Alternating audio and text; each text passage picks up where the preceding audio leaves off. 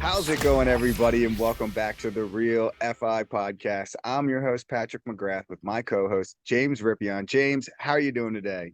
Take two. It's going well, Patrick. Thanks for that warm invite. I botched our guest name, so we're going to do a retake on this one, and you're not going to hear how badly I mispronounced it. So, anyways, we've got Brea Burger with us here today, and she's going to be telling us a little bit about her financial independence journey and what she's got on in her life with real estate. So, without any further delay, Brea, why don't you go ahead and tell our listeners a little bit about what you got going on? Yeah, so I am a real estate investor. I am a BRRRR investor and invest mainly out of state. And one of the things that I would say makes my real estate investment journey unique is I invest with family. So I invest with my sister and my brother-in-law, and we are working on building a family real estate investing empire. We invest in 4 states: Pennsylvania, North Carolina, Nebraska, and Colorado. We do mainly buy and hold, so buying really ugly properties, rehabbing them, getting them rented out, refinancing, so the BRRRR method. We have a couple of short-term and midterm rentals as well. Wow. That's awesome. There's a lot in there for sure. And I think right off the bat, we're going to have to go dig into the family wealth building strategy, because I know a lot of times when people decide to get into partnerships, whether it's with friends or with family, sometimes there's these obstacles that you got to overcome to, have a meeting of the minds and make sure that syndication, so to speak, is working well. So, tell us about how you started to get into investing with family and kind of how that's progressed. Yeah. So I've been investing for about 5 years. I accidentally fell into it. I used to live in Pennsylvania and bought a house there as my primary, and then had a job opportunity taking me all the way up to California. At that time, I did not want to sell the house since I just purchased it. And people were like, well, you can rent it. And I was like, okay, sure, I'll try this renting thing. And so I did that, and I accidentally hit the 2% rule. So that was like, whoa, pretty cool. And then after I moved to California, I started researching all about real estate investing. I learned that it's how the majority of millionaires make their money, essentially, is through real estate. And I was like, that's cool, I can do that. And so I gave myself 6 months to learn everything and started acquiring properties in Pennsylvania from California. Fast forward about 2-3 years. And my brother-in-law started to express a lot of interest in getting involved, because I was probably super annoying at family gatherings talking about real estate all of the time. And so he came on to the business and started to help out with the rehab side of things. So making sure the rehabs were being done correctly. He handles a lot of the finances as well. And we kind of were in cahoots with each other, because we were like, we really need to get Boston, who's my sister, his wife, involved in this as well. She does a lot of back end processes, well, she used to in her W-2. And it was like, all right, we got to get her involved. And so we like slowly pulled and got her involved. And she was like, I only want to do one property a year. And we were both like, yeah, right. So after she essentially drank the Kool-Aid, we started acquiring properties just left and right. And I went from my small portfolio of like 20 to 30 properties or units to doing, we have 160 doors between all of us in the portfolio, including a syndication. So they've been involved for about 2 to 3 years, and I've been investing for about 5. So you said 160 doors or 106? Yep. 160. Yep. Wow. Okay. That is pretty impressive. Oh, thank you. That's very impressive. And I think one of the things that you know, I kind of just jive in there is that I invest with my family too. Like my dad's a partner, my wife Danielle, she's a partner. And you have that mixed bag about getting into partnerships with friends and family. It's kind of shunned upon. But if you have, and it's all about the right partnership. So sometimes your friends and family can be the right partners as long as you're setting those expectations in job roles, and you guys are all kind of level set. So it sounds like you have that going on. Has there been any issues, with investing with your family, being your brother-in-law and your sister? Like, let's dive into that just a little bit, to kind of help clear some of that out for people that might be thinking that they want to do it or they don't want to do it. And if you don't want to call them issues, we can call them obstacles overcome. There you go. Opportunities for growth. Exactly. Yeah. Mutual I understanding. Yeah, yeah. I wouldn't say there's been any, sort of huge issues. One thing that we are all committed to is what I like to call doing the work. So we do a lot of different business, life coaching. We're in Gobundance. We're in various masterminds, things like that. And so we're always working on our mindset and also how we can always keep improving the business. So yes, we've delineated roles and responsibilities. I'm the visionary. Logan handles a lot of the rehabs, keeping things on track, a lot of the finances, because oftentimes it feels like we're in the mafia with all of the banking accounts and moving money around. And my sister's the integrator. So it's like, here's what I want to do. Here's where we need to take the business. She creates the processes in order to make that happen. So we have our various strengths. We've all made mistakes along the way, but that's where doing the work comes in, because we're not going to like blame each other. Nothing is ever personal, and oftentimes we'll debrief on any sort of opportunity for improvement or issue that comes up.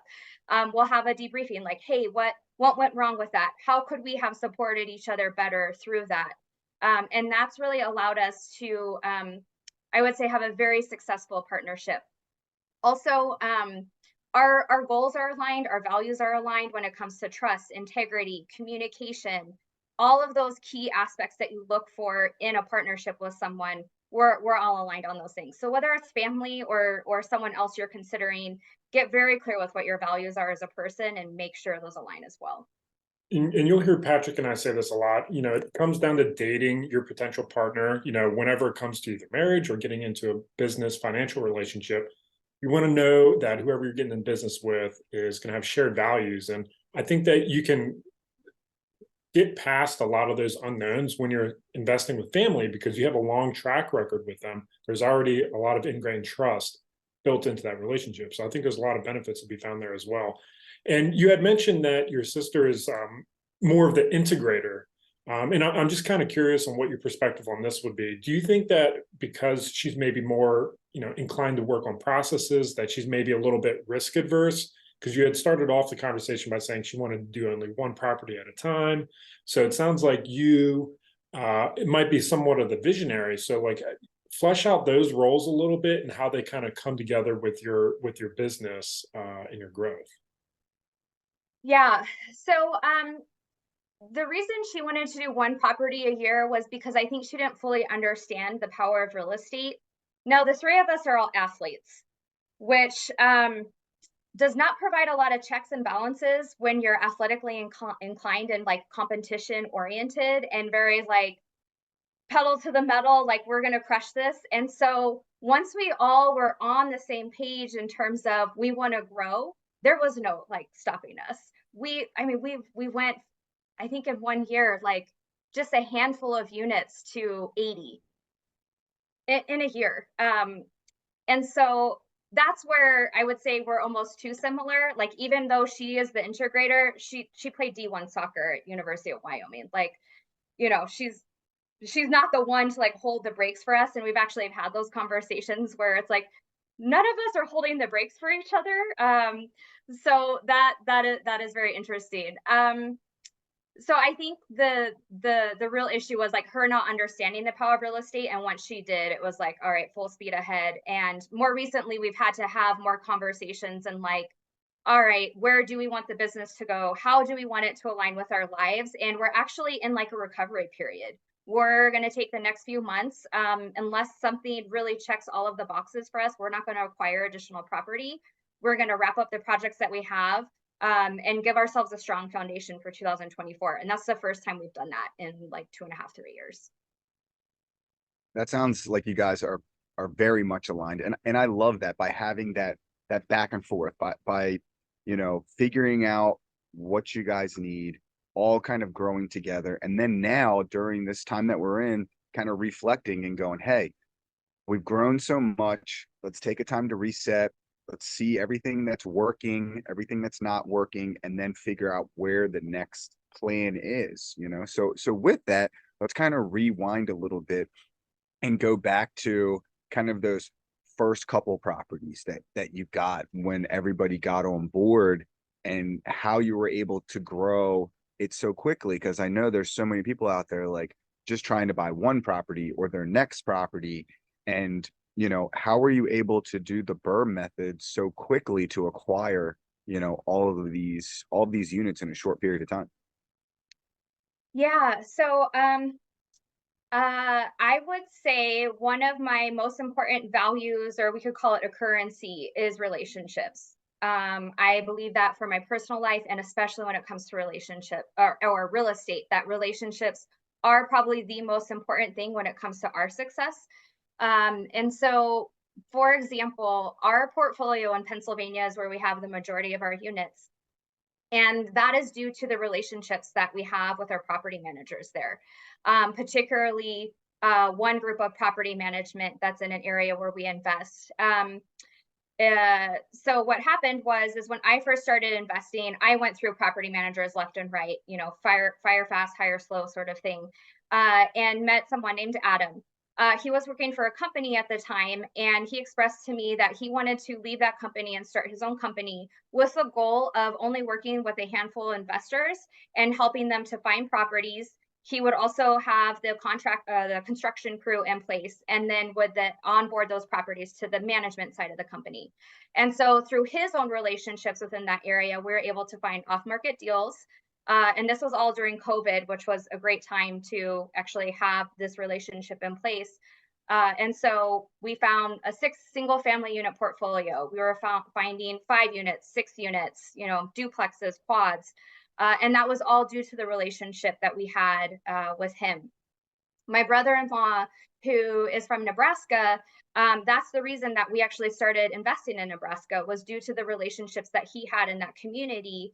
And so we were able to acquire a decent sized portfolio there, and we're working on strengthening those relationships so we can keep growing in that market as well. Well, with all that growth, one has to ask, where the hell did all this money come from? And how are you financing all these new and subsequent acquisitions? Because going from, a handful of units to 160 in a relatively short period of time, that's the big missing part of the equation. So fill us in on that aspect of how you were funding these deals.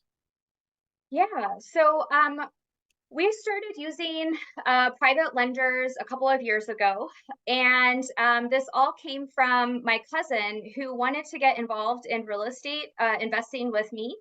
But at the time, she didn't really have a background in real estate. She was working her W-2, and she couldn't really add a lot of value to me in terms of what I needed in a partnership.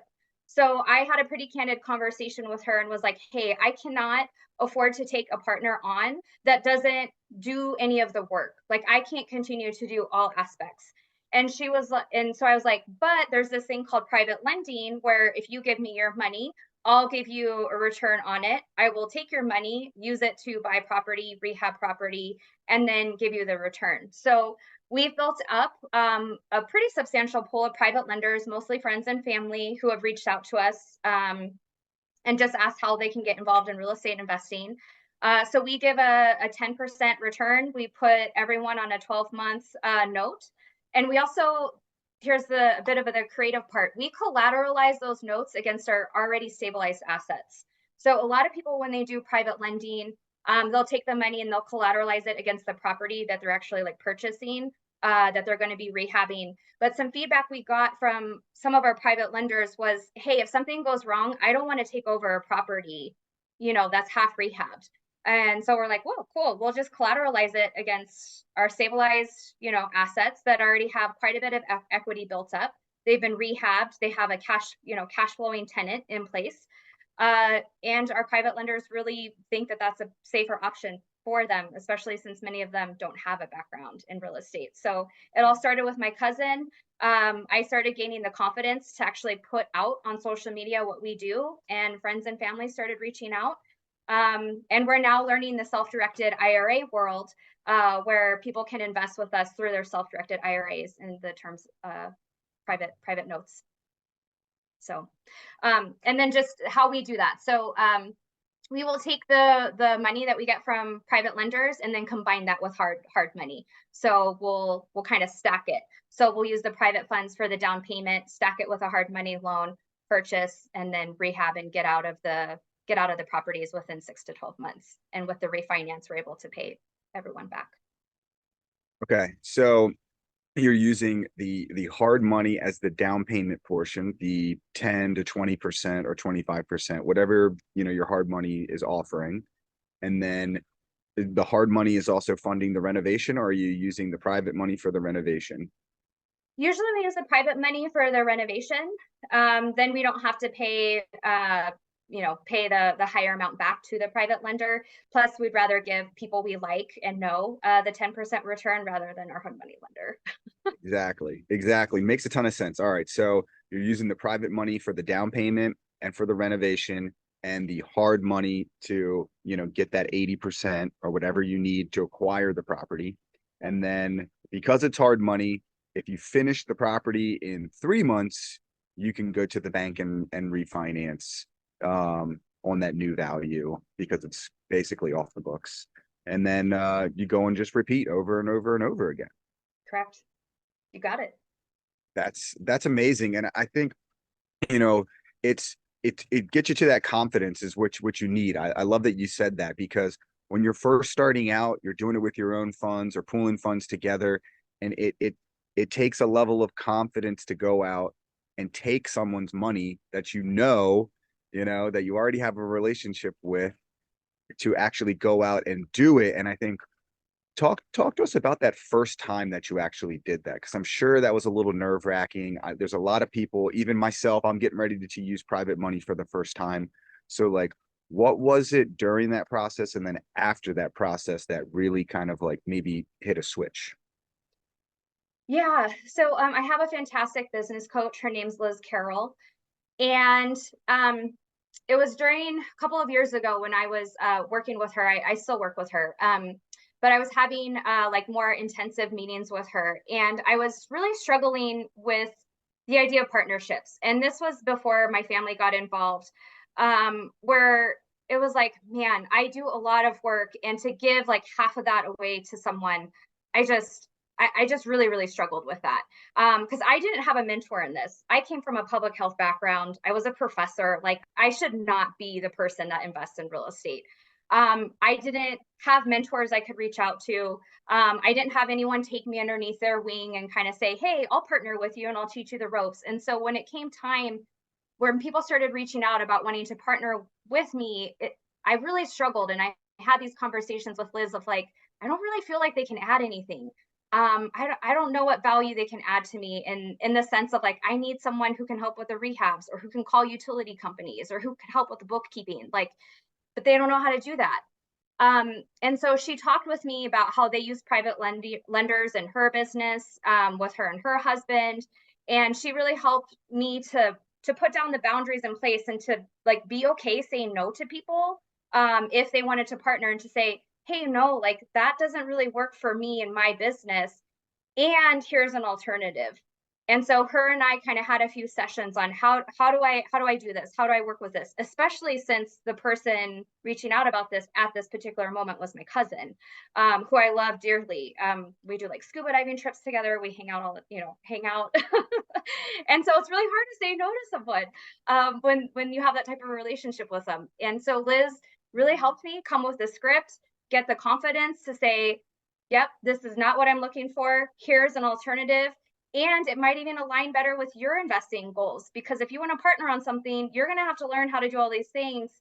And my cousin was like, no, I don't really want to do that. But I would like to diversify my own investments. And so it was definitely the business coaching that really helped with the confidence to just put out there and be very clear with my boundaries and what I wanted in terms of the private lending versus a partnership. And I So it think was it's super important because you definitely short circuited a lot of the headaches that you would have otherwise had if you hadn't have had that mentorship and that consulting with how to approach that very difficult and in many respects sensitive conversation. with family members. So, in hindsight, do you think that without that mentorship, you would have maybe gone about it maybe a wrong way or a different way? Oh, absolutely. I would have learned from my mistakes in that particular, aspect, and I've learned from many mistakes in real estate, but I really try now to surround myself by people who are miles ahead of where I want to be and learn from them. And so in that particular case, it saved me from making mistakes in terms of like probably doing a partnership with her that would not have been beneficial to me and what I was looking for in terms of growing my own portfolio. And with her, how her life trajectory was going, it probably would have created a lot of stress in her life as well, having to be a partner in something like that rather than just a passive investor.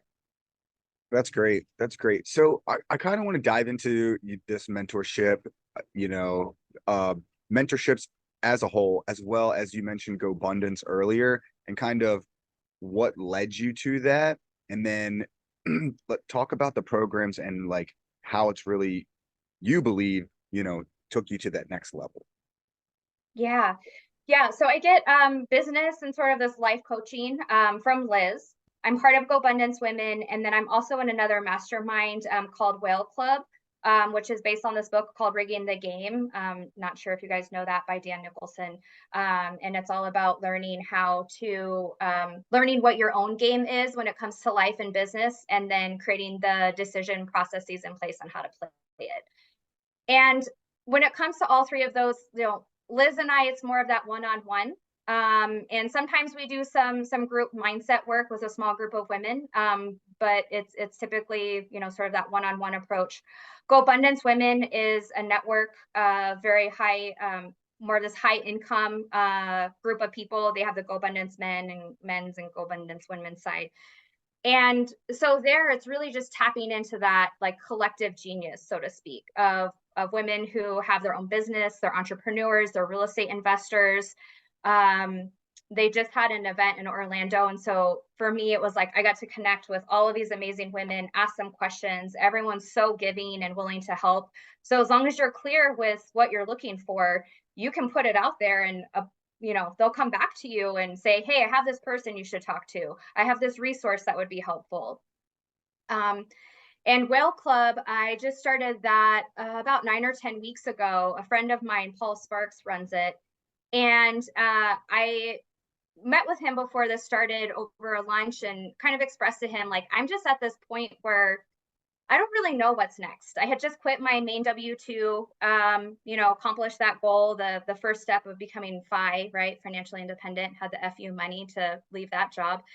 And I was like, cool, I checked this box. Now I don't know what's next. And he's like, hey, I have this mastermind. You should come and check it out. And it's about learning what your game is and how to accomplish, what you want. So how to get closer to what you want rather than just doing more for the sake of doing more. And so all three of them, they're very complementary. GoBundance is the network. And then Liz is that one-on-one approach, and Well Club is really that like mindset and decision making. So I think that's super interesting. I'm going to put you in a very difficult spot right now. I want you to pick, because those are very three uniquely different sort of working on yourself and improving yourself. You've got the one-on-one coaching, you've got the peer group, and then you've got some sort of the Whale Club, which kind of helps you develop what your path in life is going to be, it sounds like. So which of those three do you think you've gained the most benefit from? Like, if you had to identify just one of them that was really helping you to level up your game, which one do you think would be? And I know you've only been in Whale Club for about, a couple weeks now, but if you had to identify one, what would you choose? Yeah, I would have to say, honestly, working with Liz, she was the first person I started working with, and just having that one-on-one, coaching with her was really that big initial first step that then got me access to all these other groups and people with the confidence to say, yeah, I'm going to own the identity of I'm a real estate investor. I'm an entrepreneur. Like, I belong in these groups. And so it was really her that it was like, okay, we're going to get you to this first step. Now, these other groups, of course, are helping me to grow exponentially in these other areas. But honestly, without Liz, it would have taken me so much longer to probably get to that confidence, that mindset. Whereas like, No, I can own this identity now. Like I belong here and I can actually add value as well. That's also a really cool thing is like, oh, I have enough experience where I can add value to these other people. That's amazing. I love that. And we've talked to quite a few guests that have been a part of different programs like this and different levels of coaching. And everyone has talked about, taking that initial step, and it's just improved their game, improved their lives, exponentially over the cost. Like they basically said, like, you don't even you don't even worry about it because it comes back to you, 10 or 100 fold. So I think that's so important. And now that we're kind of through that, I would like to kind of jump back to the portfolio for a second. And if you could kind of give us an overall breakdown, of those 160 units, are they single family, small multifamily? Do you have any mid-size in there? And you talked about some Airbnb. Like let's kind of like get an idea of what this portfolio really looks like. Yeah. The majority of our portfolio is single family and small multi. So anywhere from like a 2 to 6 units are what we would consider small multifamily in our portfolio. I like single family because it opens up the buyer pool. If we ever needed to get liquid real quick, we could sell off some of our single families because people who are investors, new investors, and people who want a home just for themselves, right, would be our market. We don't have really anything in that mid-size range like that, 8, 9, 10 to 20. And then we do have a 42 unit syndication. So myself, my sister are 2 GPs, my partner Yang, and then other business partner Andy were the 4 GPs on that syndication, and we acquired that a year ago. And so that is what the majority of the portfolio would be. That's great. I love the breakdown. I love the thought process behind that too. Having the single families, easy to sell, easy to rent. That's freaking awesome. I think that's kind of where I'm going to be headed here over the next year or two. If things start coming back on the market, like we all know, there's nothing right now. But with that, like you invest a lot in Pennsylvania and some of these other like I wouldn't necessarily say smaller areas, but I think more value add areas, lower price points. So what would you say that average price point of one of these single families that you have in your portfolio was bought at, and then after you refinanced it, kind of where the value sits now? Yeah, so the majority of our single families would be in Nebraska and Pennsylvania. And when we were really buying a lot of single families, I would say about a year and a half ago, we would purchase them anywhere between, I would say 65,000 to like 100,000. Put about 20 to 30,000 in. And then they would refi anywhere between 150 to 180. Okay, that's Rent, that's great.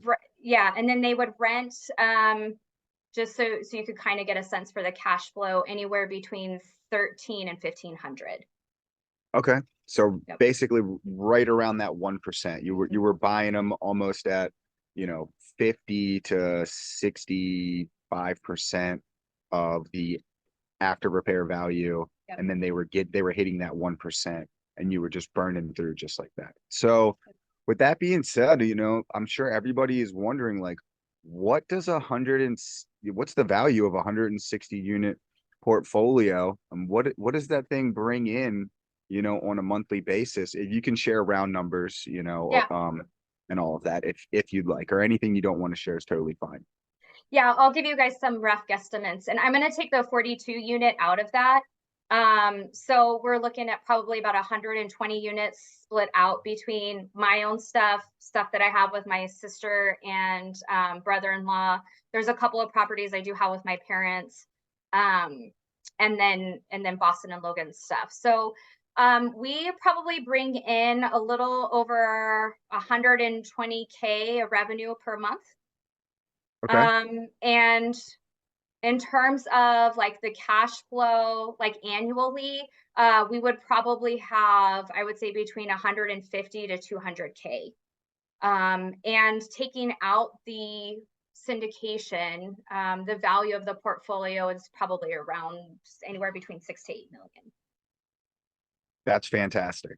That's fantastic. I love jumping into these numbers because it just shows people what is possible in a short period of time when, you know, the stars can align. You find your partners, you get your funding, and you go and you hit it, and we're going to grow this thing. And in a short period of time, you can create, a life-changing business that you have years to still grow. This is where you're at now. Just, imagine 3, 5, 10, 15 years down the road where this is going to be. So I think that's amazing. Thank you. Yeah.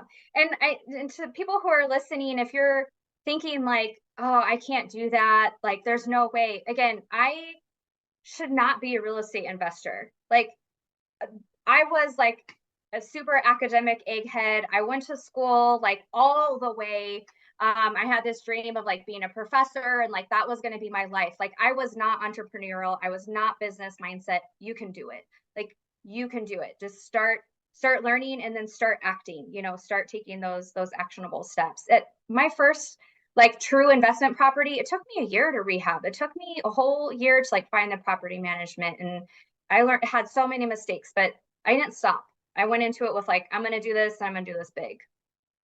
All right, Brie, based off what you just said there, I'm going to take you down a path and I'm curious to see what you're going to say. I want you to give your younger self advice. Now, you're doing something completely opposite of what I'm sure you started out in life thinking you were going to do, going down the academic route. But I want you to, transport yourself back to when you're maybe 17 years old and give yourself some advice. What would you tell your younger self?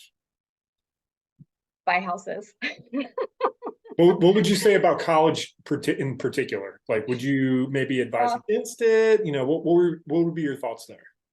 Yeah, it's such an interesting question. And I've talked about this before with other people. I try and live my life without having any regrets, and how I can always learn from my experiences. So because of my academic training, I'm trained as a researcher. I can apply those processes and that way of thinking to real estate. So anytime we enter a market, we don't go big. I know there's people out there who are in real estate that are like, let's go big, and like we're in this new market and let's buy this 100 unit. I'm like, let's test it out. Let's test our team out. Let's, pilot test it, right? Which is what you do in research. You always do a pilot test before you do your big study.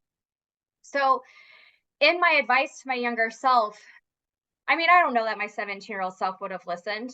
But I probably just would have said, learn everything you can with whatever path you choose, and make sure that those skills are transferable. Like always think about how I can transfer those skills to other things. And then whenever I came across real estate, like I could be able to apply what I was learning to a sort of a different content area, if that makes sense. So, but if I would have been a 17-year-old that would have listened, I would have said, buy houses wherever you're choosing to go to college. Just take out student loans and buy the house. I think that's perfect advice. My mom would always say, luck is when preparation meets opportunity, and you never know what that opportunity is going to look like and how it presents itself. So as long as you're doing, your best at whatever you got your hands in, things are going to come across your plate that you can, take advantage of. And for you, it happened to be real estate. For somebody else, it might be some sort of other, business or corporate opportunity, whatever it might be. But I think the important lesson there is get off your ass, do the hard work, and prepare yourself for the opportunities that might come and present themselves later. So I think that's super valuable. Yeah, you should have been giving me advice when I was 17. That message I probably would have listened to. I think you were spot on by saying you don't know if you would have listened, because I know myself. If I were talking to myself, I would have said at that point, 17-year-old me talking to 31-year-old me, 17-year-old me would have said, you don't know what you're talking about. Like, I'm smarter than you. I know what I'm doing. Don't give me advice. And I guess that's the interesting part of that experiment. The question is, it probably would have gone unheard in the first place. Yeah, and I think what is it? I like going back to the question of what would you tell your younger self, because you're sitting at a place now, and it's like, well, if I did change anything, would that change where I'm at now? And I'm really happy where I'm at now. And I think the people listening need to understand that too. Like, hey, you're already at a great place by listening to the podcast, by wanting to get more information, by hearing these conversations and putting yourself in all of these different situations. So you know, you go back and just think like, hey, these are the things that I kind of wish I would have done now. And I loved how you said, make sure those skills are transferable. So for someone that is in their early 20s and hoping to have their first rental property by the time they're 30 or something like that, like you've still got a couple years to figure some things out. And it's just, you know, like you said, making sure that what you're doing now, it can play a part down the road, you know, and we're all going to look back and wish we did some things a little different, but they get us ultimately to where we are today.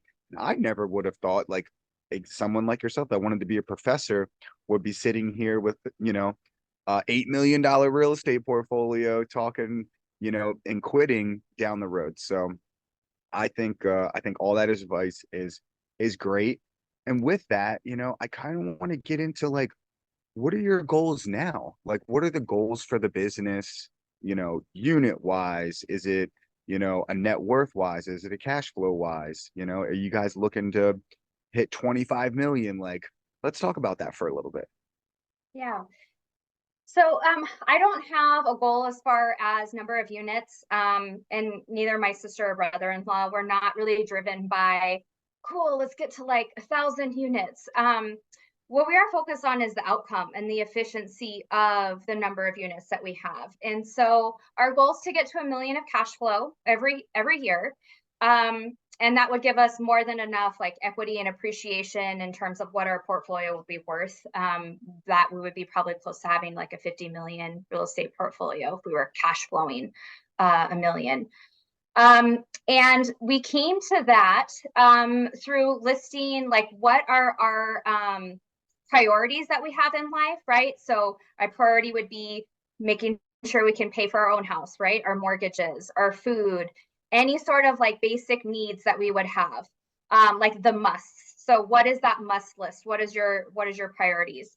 And then we were thinking then what would be like the nice to haves, right? So I love traveling. I hate going to the airport and flying coach. So I want to be able to travel anywhere in the world, but I want to fly first class. Like it's just, I could fall asleep. Like it's just a much more enjoyable experience. I don't care that I don't have it now, but at some point that would be really nice. And so we listed, you know, those things out where it's like the nice to haves. And so that's how we got to that million cash flow that would cover everything that we could dream of doing. And right now, you know, I quit my W-2 a few months ago. You know, I have my needs taken care of. I live a really great life, a lot of gratitude for everything that I have. But I'm not quite able to fly first class yet. So we've got the goal down. You know, we got a great outline for like what we want to do. Let's talk a little bit about the how. So are we going to be 5xing the number of single families that we have, or do you think you're going to be pursuing a different kind of path? Because I know you've done one syndication so far, and that's one way to get there. So like as far as how you're going to accomplish that, you know, what are your thoughts with that?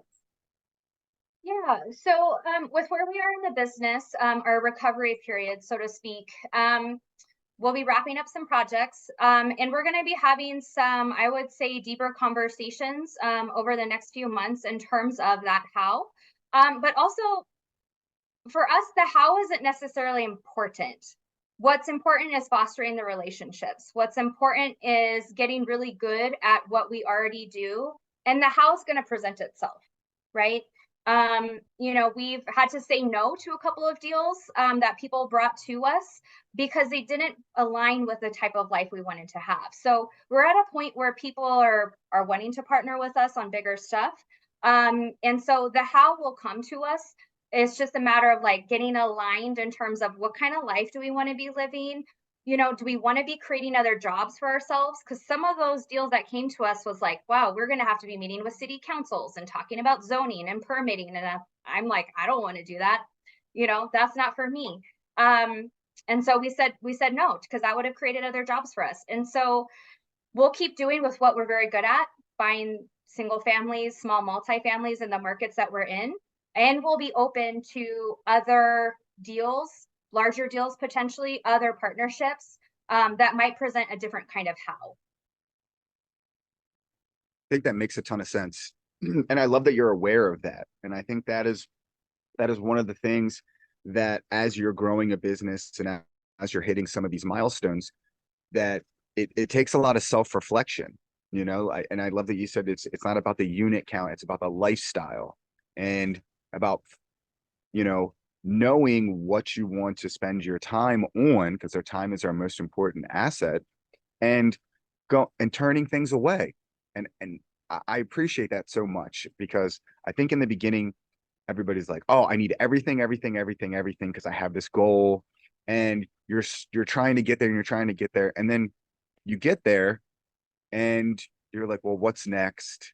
And now these new things are important to me because I learned all these lessons around down the road. So I think that self-reflection and that knowing that your ability to change course and willingness to change course and pivot along is extremely important as an entrepreneur and someone that's growing a business, And I just wanted to get your perspective on that.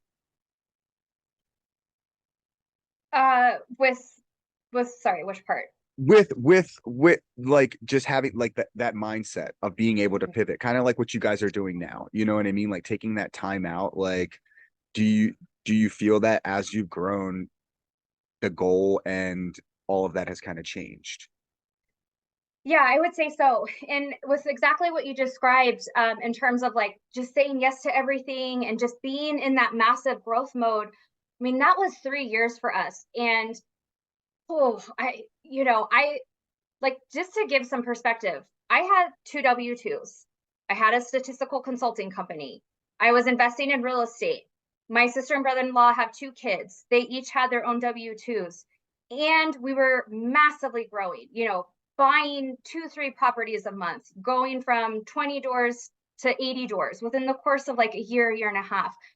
And we didn't take the time to pause and think and, kind of ponder, like, is this the direction we want to be going in? Is this the type of lifestyle we want?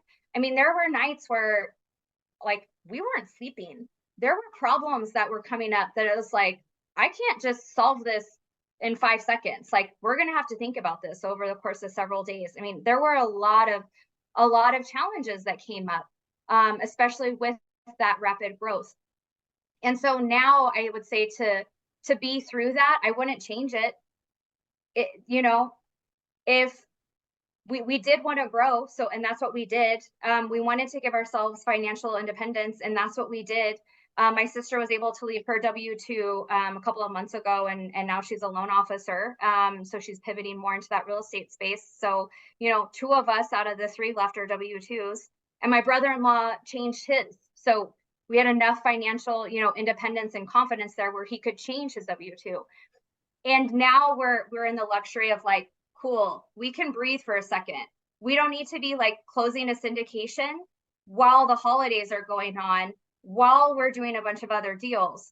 And so I think when it does come to business, being able to pivot and being able to get yourself to a place where you can step back and say, okay, we don't actually need any more right now. Like, we're good. And let's figure out what we want our lives to look like and then build the business around that.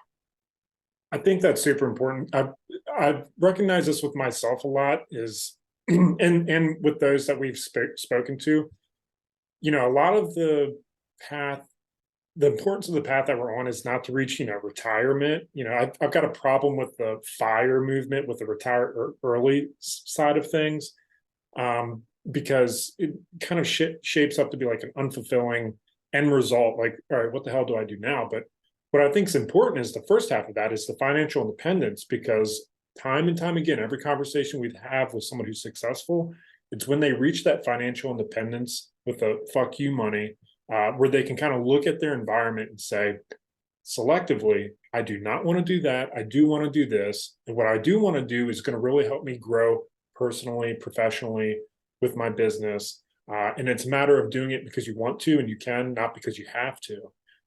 So I think that's like what's super important for people to reach that one period in their financial lives where you can finally hit that hockey stick of like growth, because it's at that point where you remove all the limiting beliefs. So it sounds like you're, if you haven't already reached it, at least 2 out of 3 of your partners have reached it. You guys are well on your way to being there, and I think that's awesome.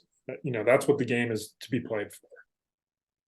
Yeah, and I love what you're saying there, because it's like about also having enough insight, I think, to once you get to that point, just to take a step back, because that chaos, that growth mode has been like our habits, our world for the past few years. And so, your listeners out there, like when you're in it like this, just like create some sort of endpoint, some sort of boundary, so you can take that step back and reflect. Because I've met people who are in this for like 5, 10, 15 years, and like their health is horrible.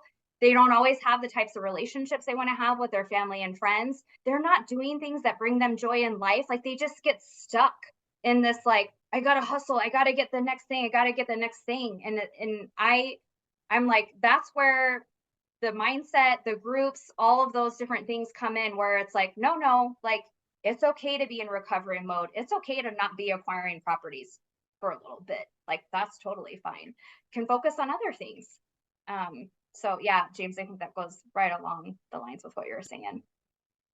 I'm there right now. Like this is my point right now where I'm going through all of this stuff and trying to figure out the journey. I think some of that plays into you know, just we've been in that cycle for the last 6 years. We got a big project that's getting ready to start, and it's like, what are we doing after that? What's going on in the world? What's going on in the market? That's playing into some of this. So I kind of want to dive into that a little bit with you.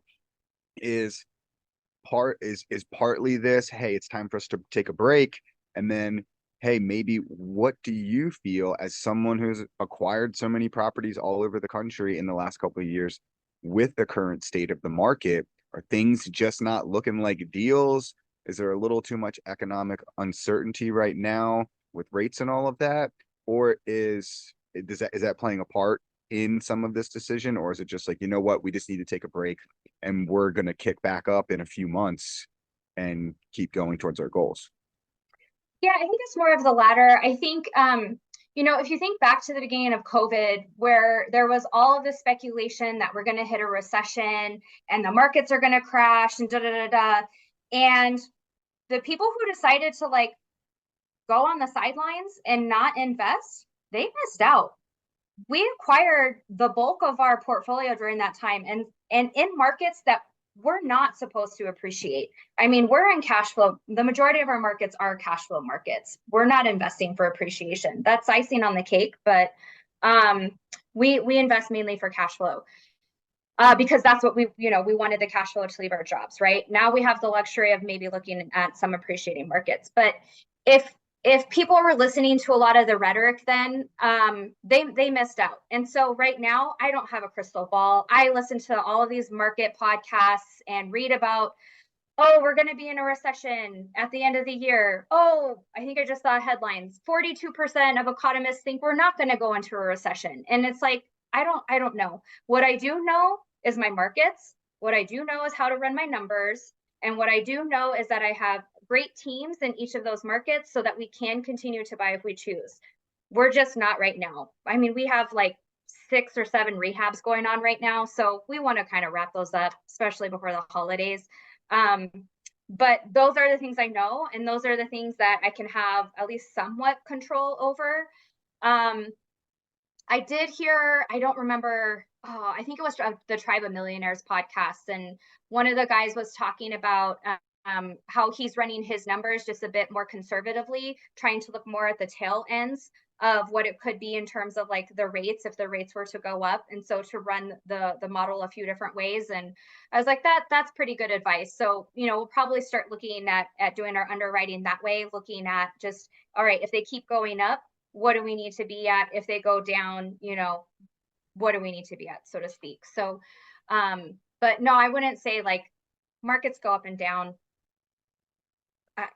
but it's not always like, yeah. And I think, looking back in hindsight, which we have the distinct pleasure of doing today, anybody who stayed out of the market 2020, 2019, even 2021, It was because of fear. It wasn't necessarily because the numbers didn't work. And everybody who's very successful, they would always come back to the philosophy: run your numbers. If the numbers work, the deals work, and then just keep doing this forever, and it's going to average out. I think today is definitely a interesting time. I'm not going to say there are no deals, but interest rates are high and prices are at all times highs. So I think going back to the original advice, run the numbers. If the numbers work, don't let fear be your only factor in making a decision for you. But as you've alluded to, do it with a conservative basis too. And if the numbers work, feel comfortable taking the risk. There's going to be an element of fear in there no matter what, but don't let fear drive 100% of your decision making. Yeah. And understand what those fears are. Understand what an acceptable loss is for you. And that's where I think the whole idea of pilot testing comes into place. If you're a newer investor and you're not sure if you should get started, and a property comes across and the numbers work and you're like, no, I'm going to wait for interest rates to go down. I would say really dig in and understand what your fears are, and then calculate, like, worst case scenario, what would you lose? What would you lose on $100,000 house? Would you lose 20K because you overspent on rehab? Okay, hold it. Just make sure you can hold it for 5 or 10 years. And I'm sure real estate is very forgiving.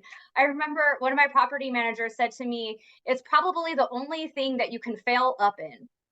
If you hold it long enough, you fail up. So analyze your fears, calculate what your acceptable loss is, and just go for it. How much money do we spend on college, right? 20K a semester. Okay, well, losing 20K on a house that you can hold and it's probably still going to work out 5 or 10 years from now, just do it. I love that. I love that advice. Everything you said right there, I hope hit home with you listeners. And with that, I think this is a perfect segue into the next segment of the show that we call the Big Four. Big Four. James, take it away, sir.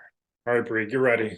So, Okay. First question, I want you to tell our listeners something that you do in your business or personal life that is a financial independence cheat code, something that it's a hack that has helped you propel your finances forward. Yeah, it's relationships. Relationships are the cheat code. So I would say, just because you're listening to this podcast, you're probably a little bit different than all of your friends. Surround yourself that normalizes that. Surround yourself by people that are going to normalize that for you, right? So be around people who think differently, who are like, no, the normal 9 to 5 isn't for me. Oh, the normal way of investing just in the stock market only isn't for me, right? Surround yourself by people who are at that next level. Create great relationships with people that could be part of your investing team somehow, right? Contractors, property managers, realtors, lenders, right? So surround yourself by great, fantastic people, and you're going to see, like, your life change, rapidly. So I would say that's worked for me. It's definitely has been my cheat code to getting me where I am. Fantastic. Your network is your net worth. I mean, that's where your relationships come in. So fantastic answer and great solid advice. So number 2, we call this one resources. So are there any particular books, podcasts, or people that have influenced your real estate journey, your finance mindset, all of that maybe our listeners haven't heard of? Yeah, so I sprinkled them in. So I would say my business coach, Liz Carroll, and then Gobundance Women has been amazing for me. I've been a part of that organization for about 1.5 years now. And then most recently, Well Club. And then the 2 books for me are Rigging the Game by Dan Nicholson. That's been huge. It's been a game changer. It's allowed, I would say, our business right now to, like, be okay with being in the recovery period, to take some time to do that deep work to figure out where we want to be going. And then I love Who Not How by Dan Sullivan. So again, going back to the relationships, you don't have to figure it all out yourself. You just need to find the right people. That's great advice. And everyone should take a note there. All right, Bree, next question. Future you, 5 years from now, where are you professionally and personally? Yeah. So I'm definitely happy with where I am professionally. I still have one W-2. I teach online classes for university, got the real estate business. So I hope to be doing both of those things. I would hope in 5 years that we're at that $1 million cash flow mark. I think it's very doable. We can get there. We can do it. I have a, great sister, great brother-in-law. We can get there. And as far as personally, I hope to be diving into more of the hobbies that I love. I love salsa dancing, bachata dancing, so I'm on some dance teams. I'd really would like to take more time and next level in that. I want to get my pilot's license, so maybe I have my own plane, and so I don't have to wait in lines at the airport. I can just like hop on my little Cessna and go skiing in Aspen or something. um, just really enjoy traveling more. I would say doing the things that really bring me joy in life. I would hope that 5 years from now, my life is starting to look more balanced towards the hobbies, friends, family, and becoming less and less about just the business. Fantastic. That sounds like a great life. And I love that too. One of my goals is to get my pilot's license. And just for that same reason, just because we built the freedom to just be able to go. I love the first class thing too. That is a dream as well. But I think being able to get in your own plane, not have to wait through TSA or any of that stuff, Yeah. that's the true first class right there. So I love that. This has been a great podcast for anyone that is motivated, inspired, wants to reach out to you and follow along on your journey. Where's the best place for them to connect? Yeah, they can find me on Instagram. My handle is BREA_REI for 5. So real estate investor for financial independence. Well, you guys know the drill. Go give her a follow, shoot her a message, tell her you love the podcast. If you need any advice, it sounds like you'd be so willing to help out, answer anybody's questions. And with that, you guys know the drill. If you like this episode, if you hated this episode, leave us a review, do something, show James and I that you're out there listening, that you're out there learning, that you're out there getting inspired and motivated to go follow your dreams to financial freedom. Google, Apple, Spotify, all that good stuff. And with that, we'll catch you next time. See you guys. See you guys.